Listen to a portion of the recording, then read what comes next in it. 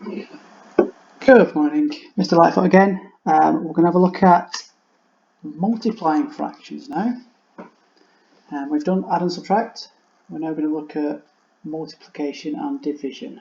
Okay, so we're going to start off by multiplying a whole number, an integer, by a fraction.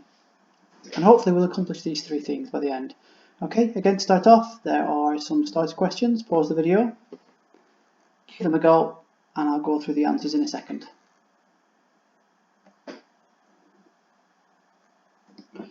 There you go, those are the answers. Simplify 10 over 20, that simplifies to a half. Create an equivalent fraction, so you can have any equivalent fraction of 2/3, so 4 over 6, 20 over 30, any equivalent fraction. Adding fractions,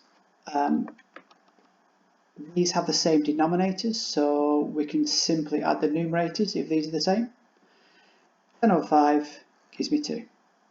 And subtracting fractions, remember I've got to make the denominators the same in this case, so I'm going to get that one, that fraction, for 6 just by doubling this fraction. So I get a 5/6 minus 2/6 gives me 3/6, which simplifies to a half. Okay, so remember we're going to try and always simplify if we can.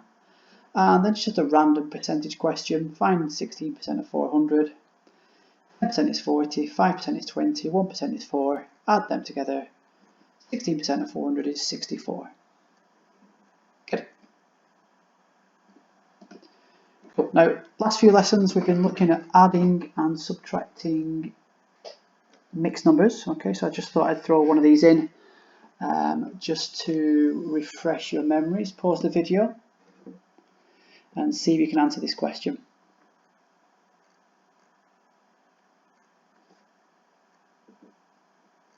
Excellent. Okay, this is what I got. Obviously, I first changed a mixed number to an improper fraction by multiplying those two numbers together and adding the numerator, which gives me 17. 6 multiplied by 1 plus 5 is 11. And my next job is to get the bottom numbers, the denominators, to the same number.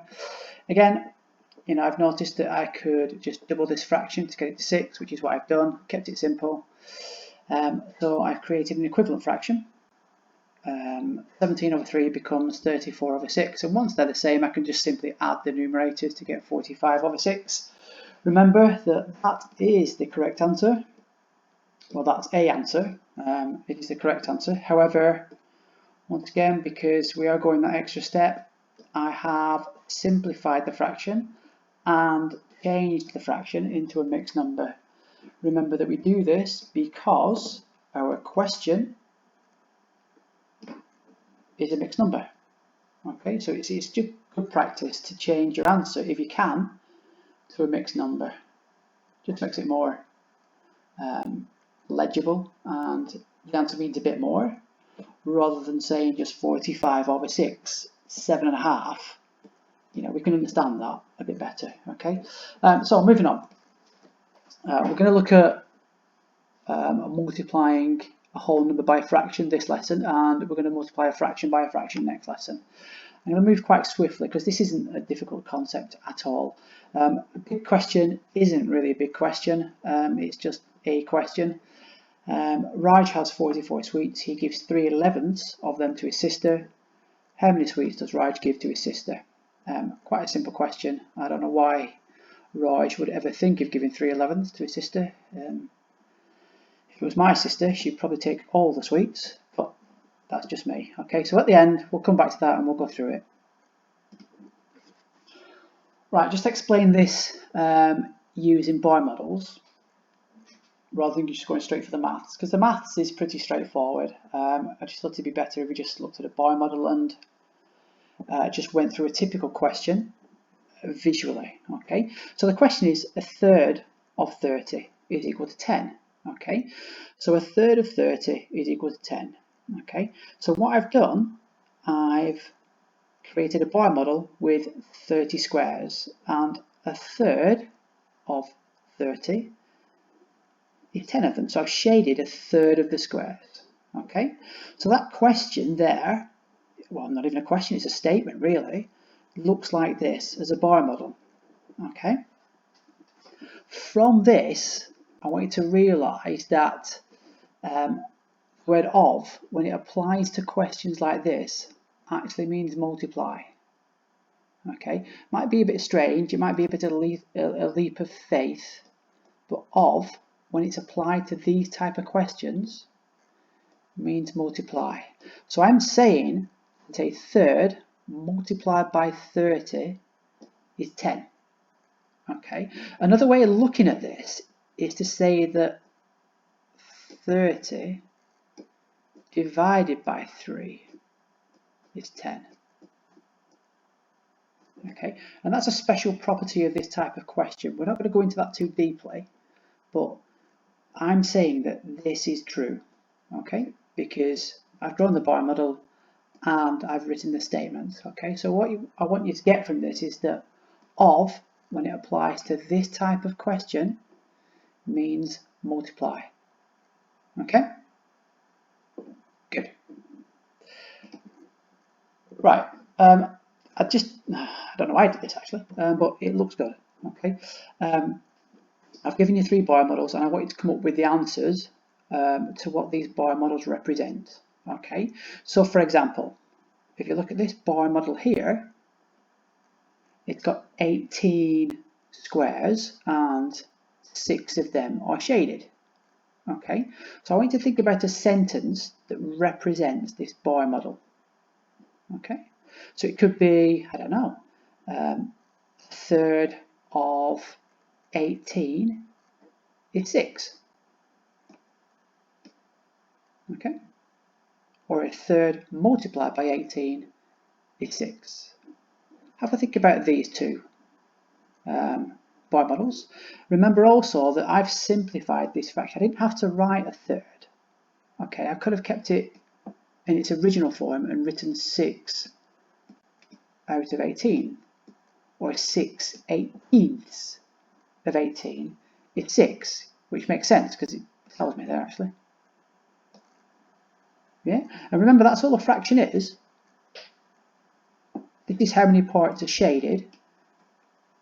This is how many parts there are. Okay, and I've simplified it.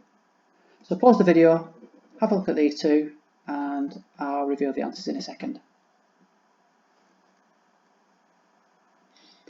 Here you go. Well, this is what I got. Again, obviously I didn't have to write the simplified fractions, but looking at the bar models, it's pretty obvious that this is a half.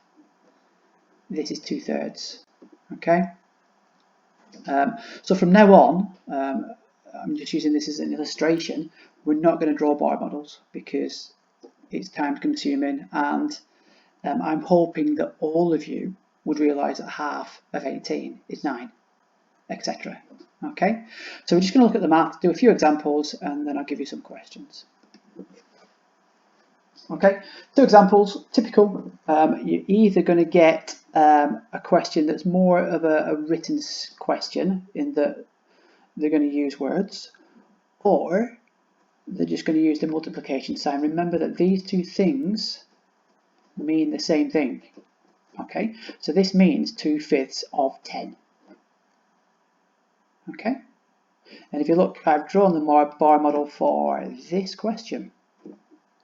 So I've got 15 squares and I've shaded 2/3 of them. Clearly, you know, we sort of know the answer.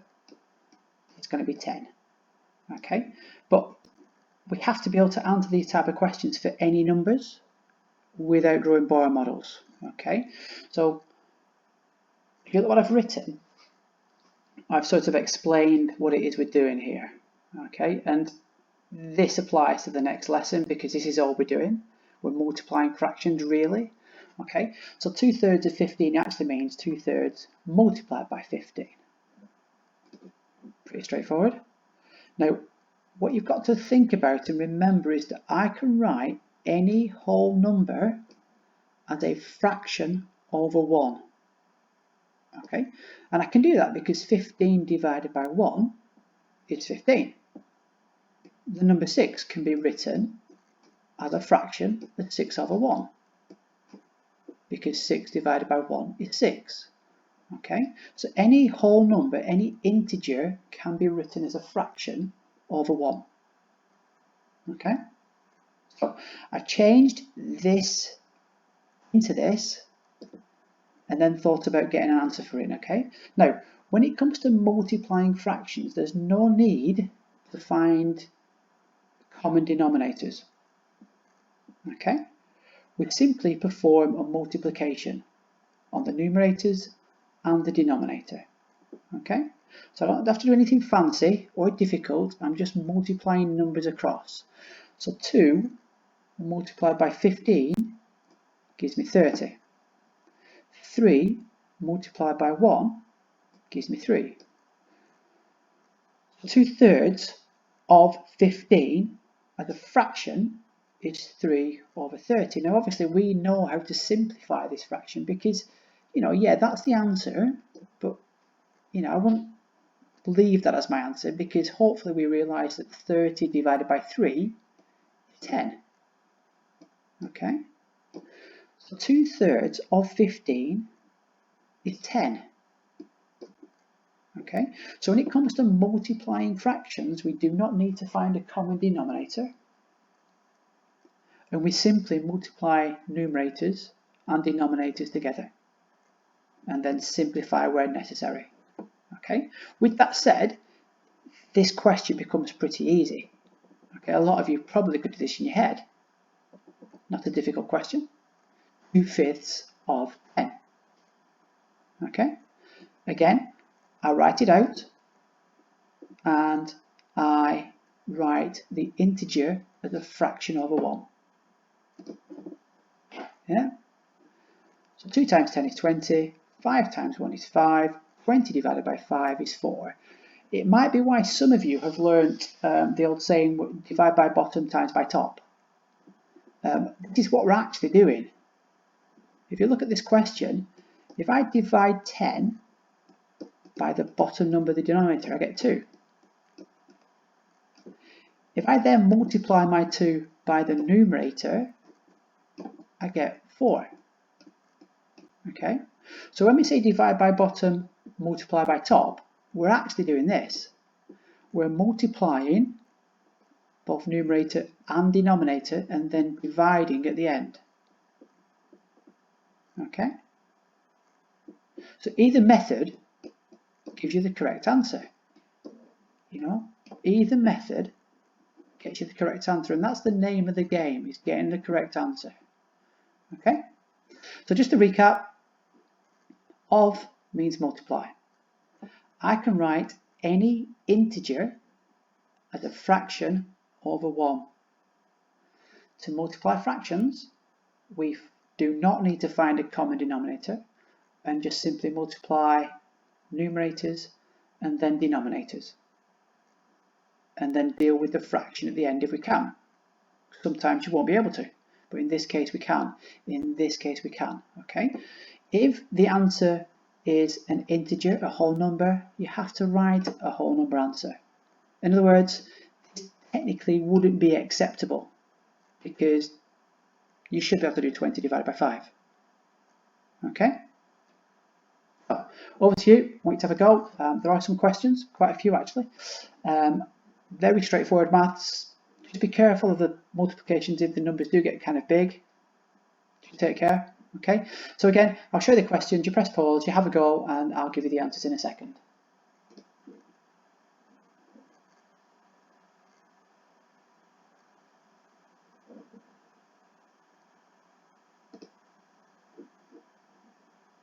Second set of questions.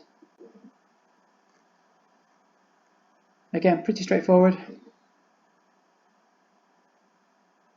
And the answers, remember the answers will be in the simplest form. Okay, so if you've not simplified them, you need to do that and simplify the fraction. Those are the answers, okay? So all the answers are whole number integer answers. Okay, which is good because this, for example, would be 12 over 3, 12 divided by 3 is 4. Okay. Good. Lastly, this is a pretty straightforward question. Raj has 44 sweets. He gives 3 11ths of them to his sister. How many sweets does Raj give to his sister? Okay. So essentially we want to find 3 11ths of 44. Okay. Pause the video. Give me an answer.